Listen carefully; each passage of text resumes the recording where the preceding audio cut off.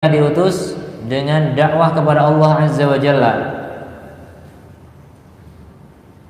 wa bayani at-tariqi al-musili ilaihi, dan penjelasan jalan yang mengantarkan kepada Allah, wa bayani halil mad'uwin, dan penjelasan tentang kondisi orang-orang yang didakwahi ba'da wusulihim ilaihi, setelah mereka sampai kepadanya. Fahadhil qawaid ats-tsalatsah daruriyatun fi kulli millatin ala lisani kulli rasulin. Maka tiga kaidah ini merupakan perkara darurat pada setiap ajaran berdasarkan lisan setiap rasul, berdasarkan penuturan setiap rasul. Ini tiga kaidah. Yang pertama apa? Berdakwah kepada Allah, kemudian penjelasan tentang jalan yang mengantarkan kepada Allah, berikutnya adalah penjelasan kondisi para mad'u, yang didakwahi setelah mereka sampai kepada Allah. Wa fi hadza yaqulul 'allamah Ibnul Qayyim, dan dalam hal ini berkata Al-'Allamah Ibnul Qayyim rahimahullah taala dalam As-Sawa'iqul Mursalah, inna da'watar rusuli, sesungguhnya dakwah para rasul, taduru ala salasati umurin, berputar pada tiga perkara. Ta'rifur rabbi al-mad'u ilaihi, yang pertama pengenalan Rabb yang diseru kepadanya dengan nama-nama dan sifat-sifat serta perbuatannya. Al-aslu tsani, yang pokok yang kedua, ma'rifatut tariq al-musilah ilaihi, mengetahui jalan yang mengantarkan kepadanya.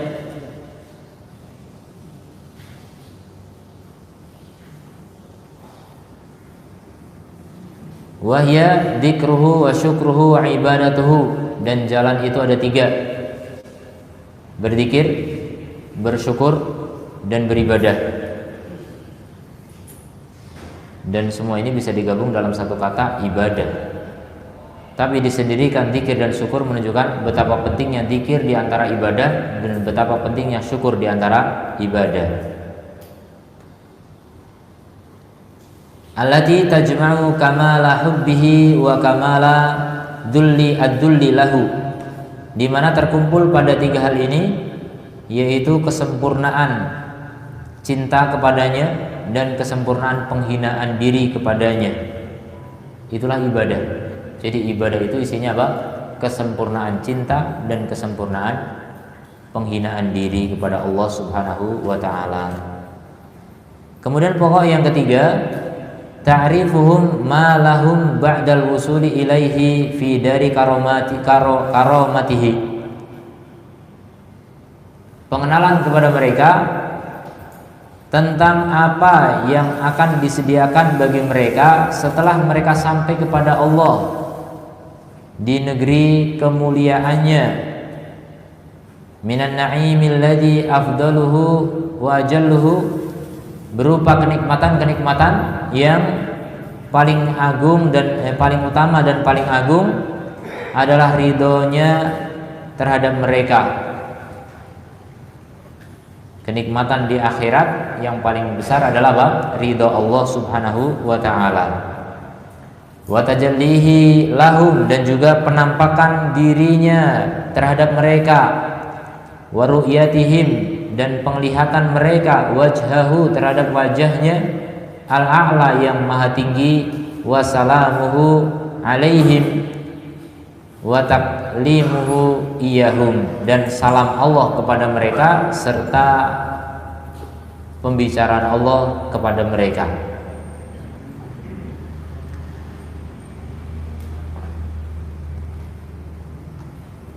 Jadi ada tiga perkara penting dalam dakwah Rasul, dalam dakwah semua para Rasul. Yang pertama mengenalkan Allah, yang kedua mengenalkan jalan menuju Allah, yang ketiga mengenalkan hasil ya, ketika sudah sampai kepada Allah Subhanahu wa taala. Jadi semuanya berputar kepada Allah, semuanya berkisar kepada ma'rifatullah, dan itu yang paling penting. Dakwah para anbiya porosnya adalah mengenal Allah Subhanahu wa taala. Makanya orang yang tidak mengikuti thariqah anbiya ya, tidak mengikuti jalan para nabi, banyak mereka berusaha untuk mengenal Allah, tapi karena tidak mengenal jalan yang benar, justru akhirnya apa? Menyimpang dengan penyimpangan yang sejauh-jauhnya, bahkan sampai ke tingkat kekufuran. Mengenal Allah tidak melalui jalan para nabi. Seperti pertanyaan pekan lalu ya, ada orang yang mengenal Allah caranya dengan mengenal diri sendiri. Nah itu bisa menyimpang jauh. Bukan begitu cara para nabi mengenal Allah Subhanahu wa taala. Wa qala fi sya'ni bayani khatimir rusul. Dan Ibnu Qayyim berkata tentang perkara penjelasan penutup para rasul sallallahu alaihi wasallam, lihadal matlabil azim, terhadap tuntutan yang agung ini. Beliau mengatakan ini di kitab yang lain, yaitu kitab Jala'ul Afham, tentang sholawat kepada Nabi sallallahu alaihi wasallam.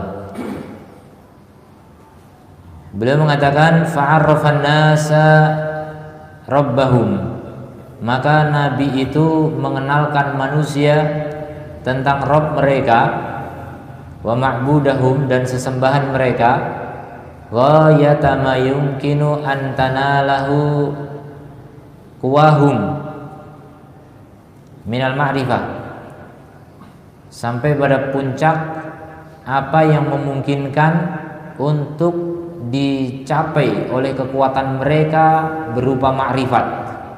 Jadi semaksimal kemampuan mereka bisa mengenal Allah gitu. Mengenal Allah itu nggak gampang, ya butuh kemampuan, dan kemampuan dari Allah Subhanahu wa taala. Wa abda wa ada, dan Nabi tersebut menampakkan, kemudian mengulangi, wahtasara, meringkas, wa atnaba, memanjangkan, fi dzikri asma'ihi wa sifatihi wa af'alihi, dalam menyebutkan nama-nama, sifat-sifat dan perbuatannya, hatta tajallat ma'rifatuhu, sehingga menjadi jelaslah pengetahuannya, yaitu pengetahuan tentang Allah Subhanahu, fi qulubi ibadihil mu'minin, di dalam hati orang-orang yang hamba-hamba yang beriman. Wanjabat sahaibasyak, dan tersingkirkan awan-awan keraguan, waraib, dan kecurigaan atau kebimbangan, kecurigaan, anha, tentangnya, tentang ma'rifah terhadap Rabbnya. Kama yanjabu sahab anil qamar lailata ibdarihi, seperti tersingkapnya awan dari bulan pada malam purnama. Walam yada' li ummatihi hajatan fi hadha ta'rif, Nabi tidak meninggalkan bagi umatnya satu hajat pun untuk pengenalan ini. Jadi untuk mengenal Allah kita nggak perlu cara lain, karena Nabi nggak menyisakan lagi. Sudah semua cara sudah Nabi berikan, cukup pakai cara Nabi. Makanya kemarin yang ada pakai cara lain itu jelas menyimpang. Kalau kita mau kenal Allah tidak ada cara lain kecuali apa? Melalui cara dari Nabi. Nabi nggak menyisakan cara lain, udah habis. Cara satu-satunya ya hanya menggunakan cara Nabi Sallallahu Alaihi Wasallam. Orang yang mengatakan ada cara lain, ketahuilah itu setan.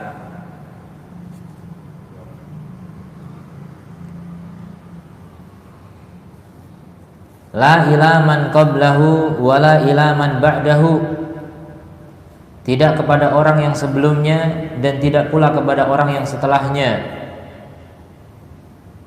Jadi tidak membiarkan kepada orang sebelum Nabi maupun kepada orang setelah Nabi, nggak ada.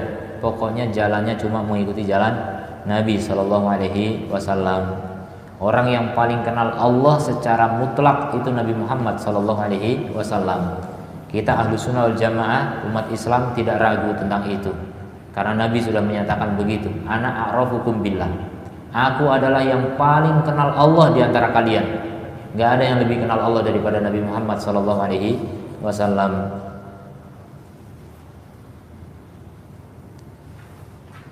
Bal kafahum, bahkan Nabi mencukupi mereka, wasyafahum, dan menyembuhkan mereka, menyembuhkan kehausan mereka, wa aghnahum, dan memperkaya mereka, jadi udah nggak butuh yang lain. An kulli man takallama fi hadzal bab, dari setiap orang yang berbicara dalam bab ini, yaitu bab apa? Ma'rifatullah. Nggak perlu dalam ma'rifatullah pakai cara-cara lain. Cara Nabi itu sudah cukup lengkap, sempurna. Allah berfirman dalam surat Al-Ankabut 51, awalam yakfihim, apakah belum cukup buat mereka, anna anzalna alaikal kitab, bahwasanya kami telah menurunkan kepada kamu wahai Muhammad Alkitab, yutla alaihim, yang dibacakan kepada mereka, inna fi dzalika la rahmatan wa dzikra liqaumin yu'minun, sesungguhnya pada hal itu, yaitu pada kitab itu, benar-benar terdapat rahmat dan peringatan bagi kaum yang beriman. Jadi Allah sudah bilang begitu. Apakah nggak cukup kami turunkan kitab kepadamu wahai Muhammad? Apakah nggak cukup buat mereka? Artinya apa? Ini istifham ingkari, pertanyaan yang bermakna pengingkaran. Apakah nggak cukup? Artinya sudah cukup. Pengingkaran, bukan berarti iya nggak cukup, nggak perlu dijawab begitu, karena artinya memang sudah cukup. Sudah cukup. Apakah tidak cukup? Sudah cukup. Jadi sudah sangat cukup ketika Allah menurunkan Al-Quran kepada Nabi Muhammad, itu sebagai sumber pengetahuan yang paling tinggi. Kalau Quran mengajarkan kita segala ilmu, maka tentu saja ilmu yang paling tinggi, paling lengkap di sana. Ilmu tentang ma'rifatullah paling lengkap di dalam Quran.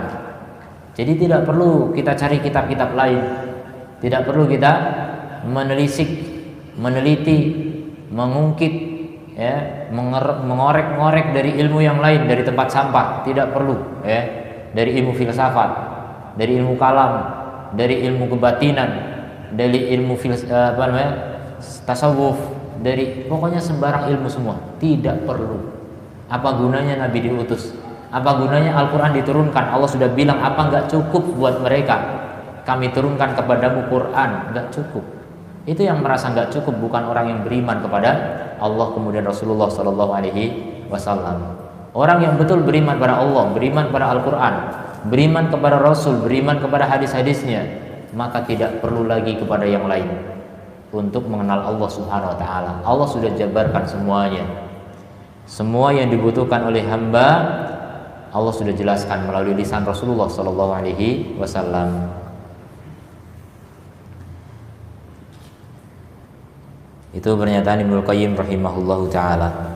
Kemudian, kaifala, bagaimana tidak? Wa huwal qail alaihi salatu wassalam, sementara beliau yang berkata sallallahu alaihi wasallam, qad taraktukum alal baydha, sungguh kami telah tinggalkan kalian di atas putih. Maksudnya argumen yang jelas, di atas argumen yang putih. Lailuha kana hariha, malamnya seperti siangnya, saking terangnya. La yazihu anha ba'di illa halikun, tidak akan menyimpang dari hujah tersebut, ya, setelah aku, kecuali dia binasa. Sangat jelas Nabi mengatakan begitu. Tidak ada orang yang menyimpang dari jalan Nabi kecuali pasti binasa. Tidak ada orang lebih memilih jalan lain kecuali binasa, memilih thariqah lain pasti binasa. Hanya thariqah Rasulullah Sallallahu Alaihi Wasallam yang selamat.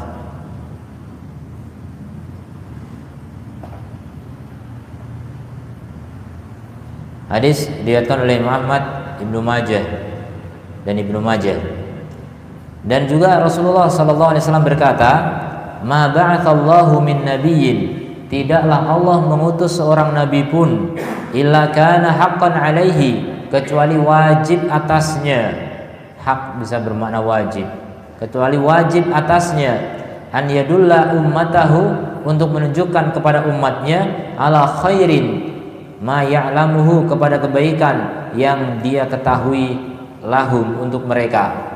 Jadi semua nabi wajib menyampaikan semua kebaikan yang dia tahu untuk umatnya. Semua nabi begitu, termasuk nabi kita Muhammad sallallahu alaihi wasallam. Jadi tidak ada kebaikan yang tersisa. Tidak ada kebaikan yang tersisa, apalagi tentang ma'rifatullah, kebaikan yang paling tinggi. Tidak mungkin tersisa. Sudah dijelaskan semua. Cuma kita yang nggak mau belajar, kemudian merasa belum lengkap ajaran Nabi, belum tahu. Padahal orang belum tahu sudah berani menyimpulkan ajaran Nabi kurang lengkap, padahal belum tahu. Coba pelajari dulu, pelajari sampai betul-betul habis itu Quran, habis itu hadis, dipahami dengan pemahaman sahabat, baru menyimpulkan. Pasti kesimpulan mengatakan tidak butuh yang lain. Kesimpulan akan berakhir demikian. Wa yanhahum an syarrin ma ya'lamuhu lahum, dan nabi tersebut juga wajib untuk melarang mereka dari keburukan yang dia ketahui untuk mereka. Semua nabi begitu. Hadis riwayat Muslim. Wa qala Abu Dzar radhiyallahu anhu, Abu Dzar berkata, ini sahabat radhiyallahu anhu, tarakana Rasulullah sallallahu alaihi wasallam wa ma ta'irun yuqallibu janahaihi fil hawa'i. Rasulullah meninggalkan kita, dan tidaklah seekor burung yang mengepakkan sayapnya di udara, illa kecuali wa huwa yadhkuru minhu ilman, Nabi telah menyebutkan darinya ilmunya. Burung terbang pun Nabi sudah sebutkan ilmunya. Faqala Nabi sallallahu alaihi wasallam, maka Nabi pun bersabda, ma baqiya syai'un yuqarribu minal jannati, tidak tersisa satu pun yang mendekatkan kepada surga, wa yubaidu minan nari, dan menjauhkan dari neraka, illa waqad buyyina lakum, kecuali sudah dijelaskan untuk kalian. Coba lihat, ini menunjukkan betapa buruknya bid'ah, betapa kejinya bid'ah. Nabi sudah jelaskan semua. Kamu melakukan itu untuk apa gitu? Coba orang-orang yang menggemari bid'ah, kamu melakukan itu untuk apa? Untuk masuk surga, untuk terhindar dari neraka. Kok nggak pakai cara Nabi? Apakah cara Nabi kurang? Padahal Nabi jelas sudah jelaskan semuanya. Ya, Nabi yang bilang sendiri, tidak tersisa satu pun yang mendekatkan diri kepada surga dan menjauhkan dari neraka, kecuali sungguh telah dijelaskan untuk kalian semua. Jadi orang nggak percaya dengan hadis Nabi ini, dan hadis-hadis yang seperti ini banyak. Larangan dari bid'ah banyak sekali. Quran bahkan melarang dari dan mengancam bid'ah banyak sekali. Bahkan menceritakan tentang bid'ahnya ahli kitab dulu, hancurnya ahli kitab hanya karena kebid'ahan. Itu dijelaskan di dalam Al-Quran. Tapi kaum muslimin tidak mengambil pelajaran. Rata-rata kaum muslimin mengikuti hawa nafsu dan kebodohan. Wal'iyadzubillah. Hadis riwayat At-Tabrani dalam Al-Mu'jamul Kabir. Kemudian faminal muhali, termasuk perkara yang mustahil, an yakuna alaihi salatu wassalam qad 'allamal ummata, yaitu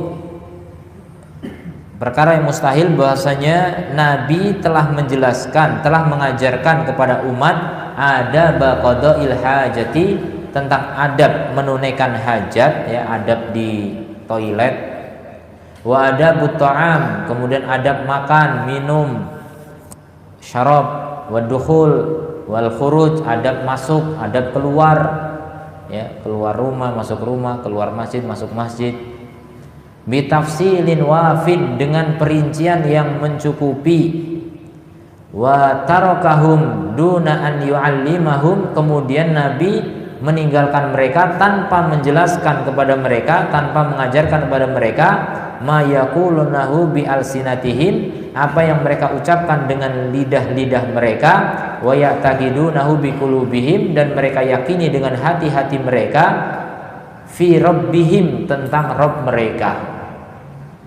Mustahil, muhal itu mustahil. Nabi ngajari adab buang hajat, adab berhubungan suami istri, bahkan ini perkara-perkara remeh, perkara-perkara kecil Nabi jelaskan semua, kemudian tidak menjelaskan tentang apa? Mengenal Allah, tentang meyakini Allah, tentang berbicara tentang Allah. Ini sangat mustahil.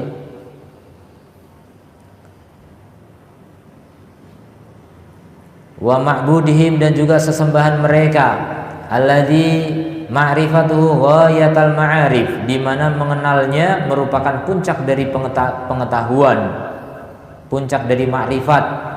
Wal wusul ilaihi ajalul matalib, dan sampai kepadanya merupakan tujuan yang paling agung. Wa afdalul mawahib, dan anugerah yang paling utama. Wa kaifa la yakunu bayyanahu, dan bagaimana mungkin beliau tidak menjelaskannya. Wal hajatu ilaihi fauqal hajati, dan kebutuhan makhluk kepadanya, yaitu kepada ma'rifatullah, itu di atas seluruh hajat kulliha, semuanya. Kita semua butuh makan, kita butuh bernafas, tapi kebutuhan kita kepada mengenal Allah jauh lebih tinggi. Kalau cuma nggak bisa bernafas, mati. Tapi kalau nggak kenal Allah, masuk neraka. Mati masuk surga nggak masalah. Hidup panjang tapi nanti masuk neraka, itu bermasalah. Ini harus kita pahami baik-baik. Jadi mengenal Allah itu adalah hajat di atas segala hajat. Fa innahu la sa'adata lin-nasi, karena sungguhnya tidak ada kebahagiaan bagi manusia, wala falaha, dan tidak ada kesuksesan, wala salaha, dan tidak ada kesolehan, wala na'ima, tidak ada kenikmatan, wala rahata, tidak ada kenyamanan, illa, kecuali bi an ya'rifu rabbahum, dengan mengenal Rabb mereka. Itu semua, enggak ada kesuksesan intinya, tidak ada kebahagiaan kecuali dengan mengenal Rabb mereka. Jadi yang tidak kenal Allah, mohon maaf ya, enggak bisa bahagia. Yang nggak kenal Allah nggak bisa bahagia. Cuma kelihatannya seneng gitu, happy sementara itu, ya, nanti di akhirat sengsara. Yang bahagia hakiki adalah orang yang mengenal Allah Subhanahu wa ta'ala.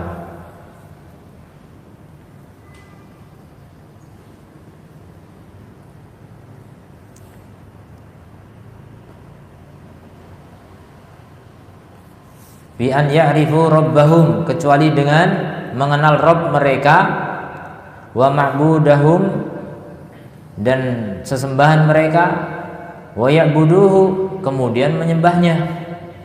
Udah kenal, berikutnya apa? Dipraktekkan, beribadah betul kepada sesembahannya. Wa yakunu huwa wahdahu, dan jadilah dia sendiri, dia semata, ghayata matlubihim, puncak dari tuntutan mereka yang mereka cari, wa nihayatu muradihim, dan akhir dari keinginan mereka, wa dzikruhu wa taqarrub ilaihi qurratu uyunihim, mengingatnya serta mendekatkan diri kepadanya adalah penyejuk mata-mata mereka, wa hayatu qulubihim, dan kehidupan hati-hati mereka. Famata faqadu dzalika, maka kapan mereka kehilangan hal itu, kanu aswa'a halan, maka mereka pasti akan lebih buruk atau paling buruk keadaannya, atau lebih buruk keadaannya, minal an'ami bikathirin, daripada binatang-binatang dengan banyak. Lebih buruk dengan banyak itu, banyak sekali kelebihan buruknya gitu. Sebagaimana Allah Ta'ala berfirman, inhum illa kal an'am, Mereka tidak lain kecuali seperti binatang ternak. Tidak cukup sampai di situ. Allah katakan balhum adallu sabila, bahkan mereka lebih sesat jalannya. Binatang ternak itu tidak masuk surga, tapi juga tidak masuk neraka. Nah, kalau mereka tidak masuk surga, masuknya neraka, jauh lebih sesat. Ya, jauh lebih sesat.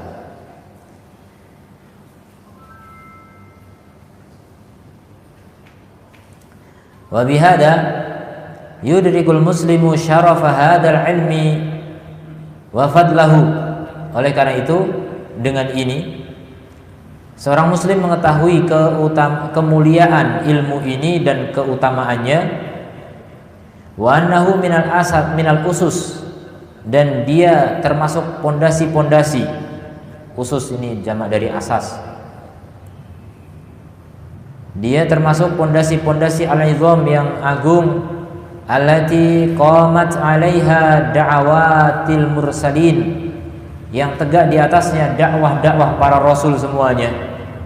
Makanya kalau antum berdakwah, tegakkan ma'rifatullah. Kalau tidak mengenalkan Allah kepada manusia, antum menyimpang jalannya, keliru jalan. Pengikutnya udah banyak, tapi nggak ada yang kenal Allah sama sekali. Tidak dikenalkan kepada Allah sama sekali. Ini tersesat. Bukan begitu dakwah para nabi. Jadi tegak di atasnya dakwah-dakwah para rasul semuanya. Wa annahu as-sabilul wahid, dia adalah satu-satunya jalan li'izzil abdi, untuk keperkasaan hamba, wa rif'atihi, dan ketinggiannya, wa salahihi, kesolehannya, fid dunya wal akhirah, dunia akhirat. Wa alaihi, maka atasnya, fa inna, maka sesungguhnya, man fi qalbihi adna hayatin, siapa yang di hatinya ada kehidupan yang paling rendah, au mahabbatin, atau ada kecintaan di rabbihi, kepada Rabbnya, wa iradatin liwajhihi, dan keinginan melihat wajahnya, wa syauqin ila liqaihi, dan juga kerinduan untuk berjumpa dengannya walaupun paling rendah, fatalabuhu lihadal bab wa hirsuhu ala ma'rifatihi, maka pencariannya terhadap bab ini dan ambisinya terhadap pengetahuannya, wasdiyadihi minat tabassur, dan bertambahan pencarian tambahannya dari basirah, ya, untuk mengetahuinya, fihi, di dalamnya, wasu'alihi wastiksyafihi, dan permintaannya serta ingin disingkapnya, anhu, darinya, huwa akbaru maqasidihi, dia merupakan maksud terbesarnya, wa adamu matalibihi, dan tuntutan yang paling agung, wa ajallu ghayatihi, dan tujuan yang paling mulia. Walaysatil qulubu as-sahihatu, dan bukanlah hati yang sehat, wan nufusu al-mutmainnah, dan jiwa-jiwa yang tenang, ila syai'in minal asya, kepada sesuatu dari segala sesuatu, aswaku minha, lebih rindu darinya, ila ma'rifati hadzal amr, daripada kepada mengetahui perkara ini. Jadi hati yang sehat, jiwa yang tenang, tidak mungkin dia lebih rindu kepada yang lain melebihi kerinduannya kepada ma'rifatullah. Wala farhaha bisyai'in, dan tidak pula kesenangannya kepada suatu, a'dhamu, lebih besar daripada kesenangannya, bidzafar bima'rifatil haqqi fihi, dengan meraih ma'rifah kebenaran di dalamnya. Jadi tidak ada rasa senang yang lebih besar daripada rasa senangnya bisa mengenal Allah Subhanahu wa ta'ala. Orang itu kalau dikasih duit senang, dikasih 10 juta senang, 100 juta lebih senang, 1000 juta lebih senang lagi. Begitu manusia. Tapi kalau orang yang sudah mengenal puncak cita-cita, tujuan paling mulia, yaitu mengenal Allah, maka mengenal mendapatkan sesuatu yang lain tidak akan lebih besar daripada senangnya mengenal Allah Subhanahu wa taala. Jadi kalau belum merasakan begitu memang belum mengenal Allah. Dan kebanyakan manusia memang belum kenal Allah. Makanya belum merasakan itu. Kita semuanya sepakat kalau dikasih duit itu senang. Aduh, dapat duit. Ada yang sedih gitu. Aduh, dapat duit lagi gitu. Enggak ada itu, walaupun lidahnya bilang aduh, hatinya itu senang gitu. Semua orang begitu. Itu kalau rasa senang itu masih belum seperti kalau dia mengenal Allah, memang berarti belum menikmati ma'rifatullah. Kita belum kenal Allah memang. Tapi kalau orang sudah betul-betul kenal Allah, maka rasa senang terhadap dunia tidak ada apa-apanya dibanding rasa senangnya bisa mengenal Allah Subhanahu wa ta'ala. Orang itu kalau kenal Allah itu udah nggak butuh apa-apa lagi gitu. Kan semua apa-apa itu selain Allah itu kan cuma makhluk. Orang itu kalau sudah bersama Khalik, ya sudah nggak butuh makhluk. Ketika kita masih sangat butuh kepada makhluk, bergantung kepada makhluk, memang kita belum bersama Al-Khaliq. Hati kita masih terlalu dekat dengan makhluk, sangat jauh dari Al-Khaliq. Wahadil ma'rifah, dan pengetahuan ini, ma'rifat ini, hiyallati 'alaiha madarus sa'adah, dialah yang berputar padanya kebahagiaan, poros kebahagiaan. Wa bulughul kamali, dan sampainya kesempurnaan. Wa tarakki fi durujir rif'ati, dan peningkatan di dalam tangga-tangga ketinggian. Tarakki itu naik, manjat ya, memanjat dalam tangga-tangga ketinggian. Wa nailu na'imid dunya wal akhirah, dan pencapaian kenikmatan dunia dan akhirat.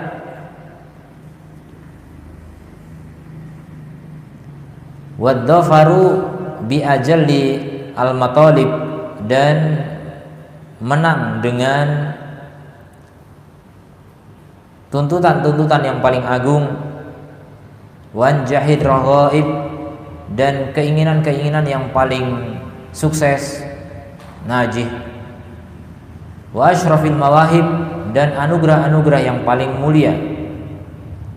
Wan nasu fi hada baik kepada siapa yang Allah kehendaki. Wallahu dzul fadlil azim, dan Allah sang pemilik anugerah yang paling agung, keutamaan yang paling agung. Wa mata kana al-'abdu 'arifan bi rabbih, dan kapan hamba itu mengenal Rabbnya,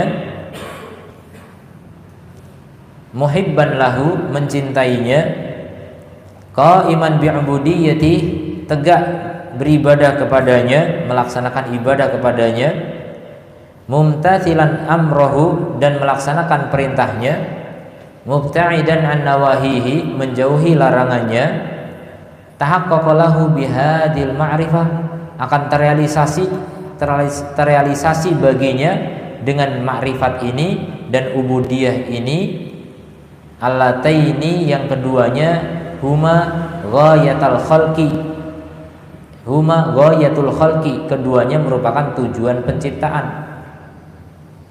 Jadi tujuan penciptaan, ingat ya, ada dua, satu ma'rifatullah, dua ibadatullah. Tujuan penciptaan kita itu apa? Ma'rifatullah dan ibadatullah, mengenal Allah dan beribadah kepada Allah. Udah, itulah tujuan dari kita ada di muka bumi ini. Makanya kalau orang filsafat tanya gitu, dari mana aku? Mau kemana aku? Di mana aku? Adakah aku? Jadi masih ragu, aku ini ada apa enggak gitu. Itu orang filsafat. Mereka nggak tahu tujuan hidup. Mereka masih mikir-mikir itu, masih diperdebatkan oleh otak-otak mereka. Tapi kalau orang Islam udah jelas, tujuan hidup udah jelas tertuang dalam Quran. Tujuan hidup udah jelas dijelaskan oleh utusan Allah Subhanahu wa taala. dijelaskan oleh Nabi Shallallahu Alaihi Wasallam, bahkan sudah diajarkan, dicontohkan gimana cara hidup untuk mencapai tujuan yang benar. Jadi tujuan hidup itu mengenal Allah, kemudian apa? Beribadah kepada Allah. Nah, beribadah kepada Allah tadi dijabarkan menjadi 3, yaitu apa? Ibadah, syukur, dan zikir. Itulah hak Allah Ta'ala. Hak Allah itu 3: diibadahi tanpa disekutukan, disyukuri tanpa dikufuri, diingat tanpa dilupakan. Itulah hak Allah Subhanahu wa Ta'ala. Kapan kita lupa Allah, pasti terjadi kelalaian. Kapan tidak bersyukur, pasti terjadi kufur nikmat, kemaksiatan. Kapan tidak beribadah pada Allah semata, pasti terjadi kesyirikan. Itulah ya, manusia di dunia ini hanya terbagi dalam 2 kelompok itu.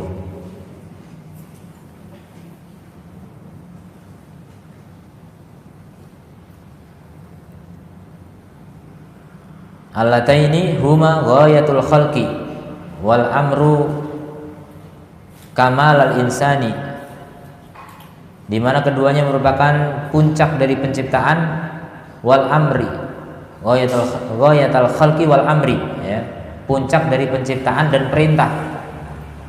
Puncak penciptaan dan perintah Allah itu 2 itu, ma'rifatullah sama ubudiyatullah atau ibadatullah. Kamal al insani, ya, kalau terrealisasi itu maka akan diraih kesempurnaan manusia, al marju was sumuwahu al mansyud, ya, kesempurnaan manusia yang diharapkan dan ketinggiannya yang dicari. Bahkan laisat hajatal arwahi qattun, bahkan bukan termasuk kebutuhan ruh sama sekali, ila syai'in, kepada sesuatu, a'dhamu minha, lebih besar daripada dia, lebih besar daripada apa? Mengenal Allah dan beribadah kepada Allah. Enggak ada hajat ruh kita kecuali itu. Kalau hajat badan kita macam-macam, badan kita pengen makan, pengen minum, pengen bernapas, pengen macam-macam, ya. Hajat ruh itu cuma 2, mengenal Allah sama beribadah kepada Allah. Dan ruh kita dengan badan kita lebih mulia ruh kita. Tapi sayang sekali kebanyakan kita lebih peduli kepada badan daripada kepada ruh. Kita asal haus langsung minum, kita asal lapar langsung makan, asal ngantuk langsung tidur. Itu memenuhi hajat badan. Tapi ruhnya kekeringan, gak pernah dikasih minum. Ruhnya kelaparan, gak pernah dikasih nutrisi. Ruhnya itu butuh energi, gak pernah diberi energi. Itulah makanya kebanyakan ruh manusia itu mati sebelum badannya mati. Ruhnya sudah tidak kenal Allah, ruhnya tidak beribadah kepada Allah Subhanahu wa Ta'ala. Itulah ruh yang paling sengsara, hidup nestapa, hidup dalam kekeringan, kering kerontang, gersang. Naudzubillah min dzalik.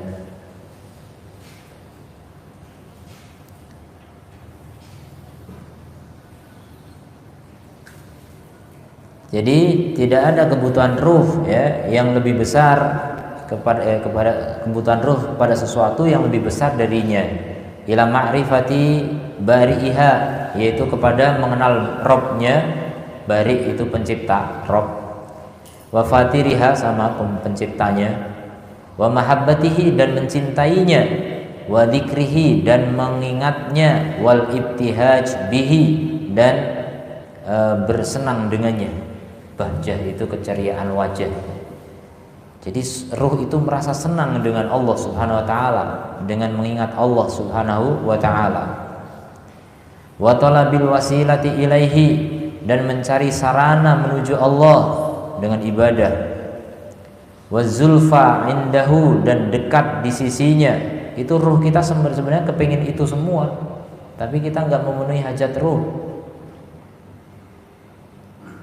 Wala sabila ila hada, dan tidak ada jalan kepada hal ini, illa bima'rifati awsafihi wa asma'ihi, kecuali dengan mengenal sifat-sifat Allah dan nama-namanya.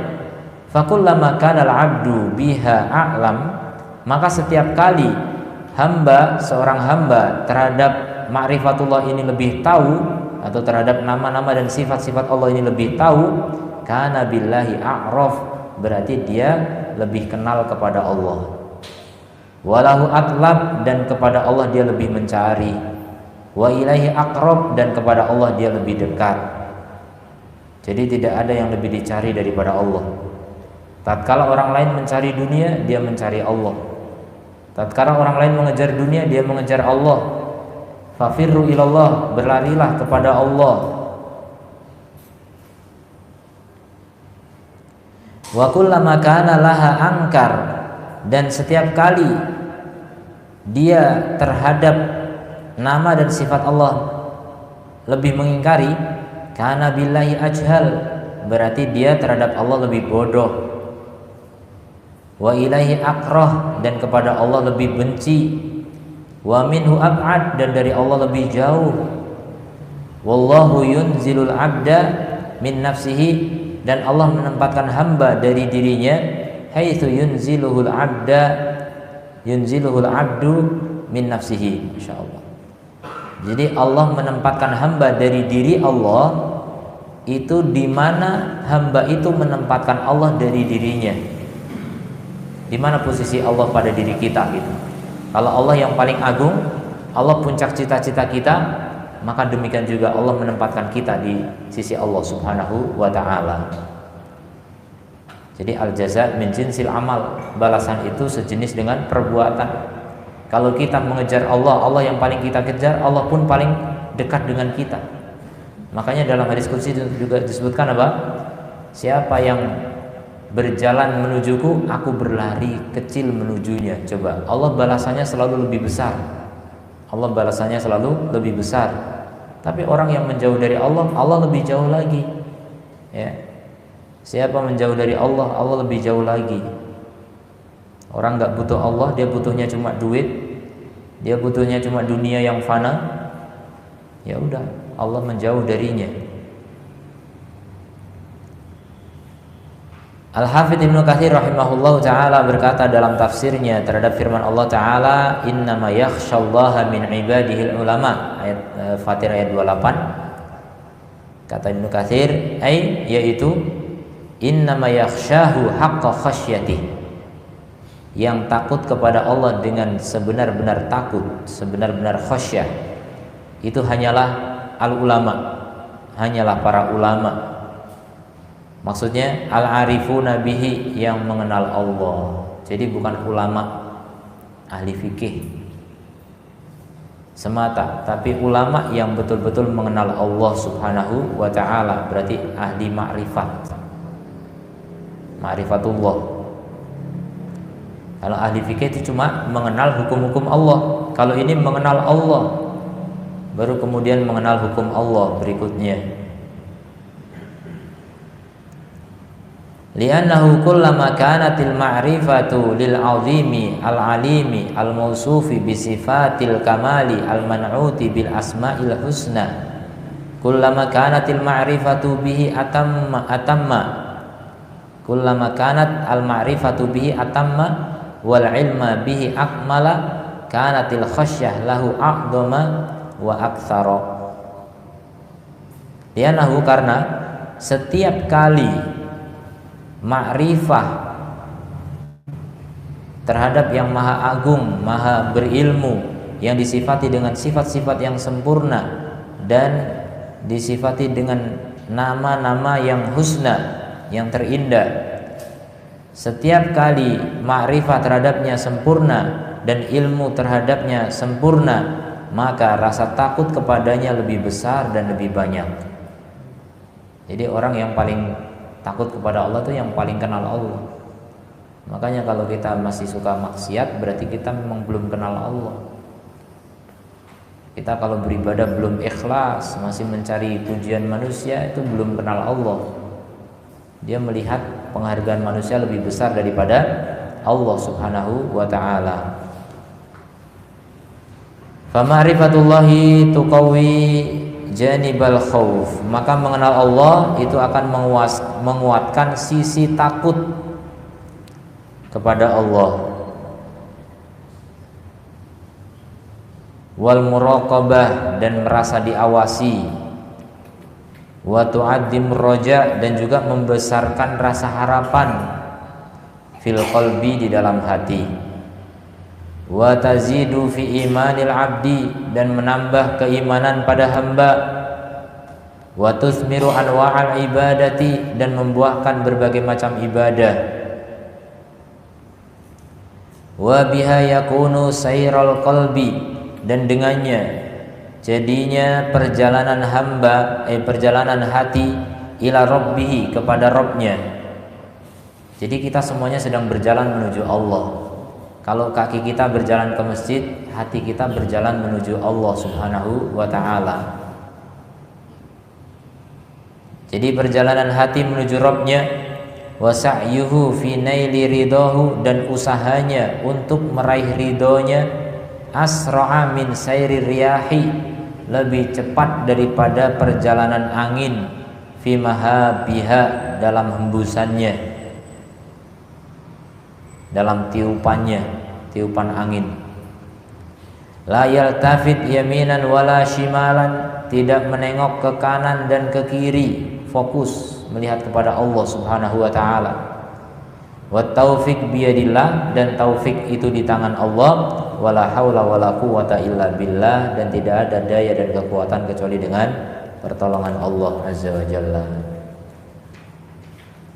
Ini keutamaan ilmu tentang nama dan sifat Allah. Dan ternyata nanti poin ketiga juga masih membahas tentang apa? Keutamaan ilmu tentang nama dan sifat Allah. Banyak ya. Mudah-mudahan kalau kita tahu keutamaannya, kita bersemangat untuk mempelajarinya. Orang itu berat, malas untuk mempelajari sesuatu karena dia tidak tahu keutamaannya, atau tahu tapi ragu. Kalau kita yakin sesuatu itu keutamanya besar, pasti kita tidak takut, tidak malu, tidak ragu, tidak bimbang untuk mengejarnya, untuk meraihnya. Begitulah tingkat semangat manusia itu sangat berkaitan dengan tingkat pengetahuannya terhadap keutamaan sesuatu. Contoh, orang yang mengejar surga itu bertingkat-tingkat. Ada yang semangatnya begitu keras, begitu gigih untuk mengejar surga karena dia tahu keutamaan surga seperti apa. Makanya makin tahu kita tentang surga, makin kuat semangat kita untuk mengejarnya. Kalau semakin tahu kita tentang neraka, kita makin kuat untuk menjauhinya. Kalau kita makin tahu tentang Allah, tidak ada lagi yang dicari kecuali Allah Subhanahu wa ta'ala. Ada pertanyaan, silakan.